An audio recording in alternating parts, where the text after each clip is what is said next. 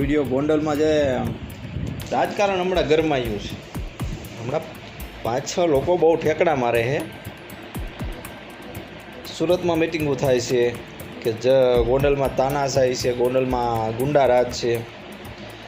તો એ લોકોને મારે એટલું કહેવાનું કે અત્યાર સુધી ક્યાં ગયા હતા તમે? ગોંડલમાં ગુંડારાજ હોત તો કે જયરાજસિંહ કાંઈ રાજાશાહી નથી, તો જયરાજસિંહ વારંવાર છૂટાતા હોત ગુંડારાજ હોય તો. લોકોના મતદાનથી જયરાજસિંહ છૂટાય છે. અને તમને એ ખબર હોવી જોઈએ કે ગોંડલમાં સૌથી જ્યાં મતદાન. થોડોક વિડીયો આપણે ઊભો રાખીને મિત્રો તમને બધા લોકોને થોડુંક હું જણાવી દઉં. તમને લોકોને ખબર છે કે અત્યારે ગોંડલ સરસામાં છે. ત્યારબાદ મિત્રો વાત કરી તો ભાઈએ કીધો વાત કહી છે કે ગોંડલ અત્યારે મિત્રો જે સરસામાં ચાલી રહ્યું છે તેના ઉપર મિત્રો વિસ્તારથી સમજાવ્યા છે અને મિત્રો ખુલ્લેઆમ ભાઈ સપોર્ટની અંદર ઉતરી ગયા છે. તો મિત્રો આગળ તમને આખો વિડીયો બતાવવા જઈ રહ્યો છું, પણ એની પહેલા ચેનલમાં પહેલી વાર આવી વિડીયોને શેર કરીને ભાઈઓ સબસ્ક્રાઇબ કરવાનું ભૂલતા નહીં. જોવો વિડીયો આગળનો. પટેલ લોબીના છે. જો પટેલ લોબીના લોકો જયરાજસિંહને મતદાન કરીને અને એને છૂટાવતા હોય તો એનામાં કાંઈક ખાસિયત તો હશે ને. એને લોકોના કામ કર્યા છે કે કોઈ પણ જરૂરિયાતો પૂરી કરી છે.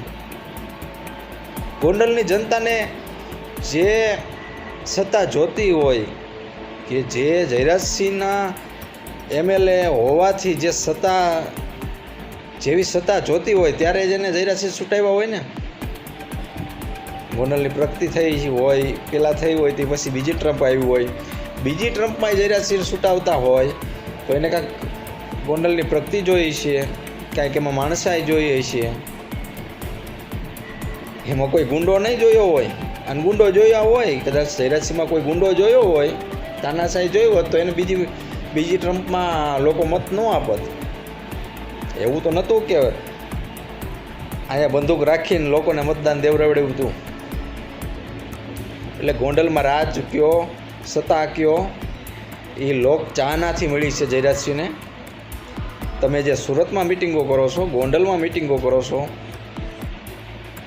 બોલવાથી ભાઈ કાંઈ થવાનું નથી. જિગ્નેશભાઈને કહેવાનું કે બોલવાથી કાંઈ નથી થવાનું. તમે તમારા સમાજના મગજમાં જે વિરોધ નાખો છો ને, તમારા સમાજના લોકોને પણ ખબર છે કે ગોંડલમાં જયરાજસિંહનું કાંઈ ગુંડારાજ નથી, કે જયરાજસિંહે કોઈ પણ પરિવારને, પટેલ પરિવારને કોઈને દબાવ્યા નથી. હા, જયરાજસિંહે એવું કામ જરૂર કર્યું છે કે પટેલ સમાજના કોઈ લોકોની જમીનો દબાતી હોય અને જમીનમાંથી મુક્તિ કરાવી હોય એ લોકોને, કે કોઈ કબજો હોય એ કબજો મુક્ત કરાવ્યો હોય છે. કદાચ પટેલનો હોય છે પણ એનો કબજો પણ જયરાજસિંહે મુક્ત કરાવ્યો હોય છે. આવા કામ જયરાજસિંહે કર્યા છે એટલે એ વારંવાર છૂટાય છે. એટલે જિગ્નેશાબેનને મારે એટલું કહેવાનું કે તમે જે ભાષાનો પ્રયોગ કરો છો, વિરોધ કરો એનો વાંધો નહીં, પણ તમારી જે ભાષા છે ને વિરોધ કરવાની ભાષા નથી અને એક મર્યાદિત ભાષા નથી. બેનને મારે એટલું કહેવાનું કે એનો જવાબ તમને મળે પણ ક્ષત્રિયનો લોહીમાં નથી. બરાબર? કે સ્ત્રી જે શબ્દ બોલે એના વિરોધમાં અમે કાંઈ, પહેલી વસ્તુ કે સ્ત્રીઓના વિરોધમાં અમે હાલી જ ન શકીએ.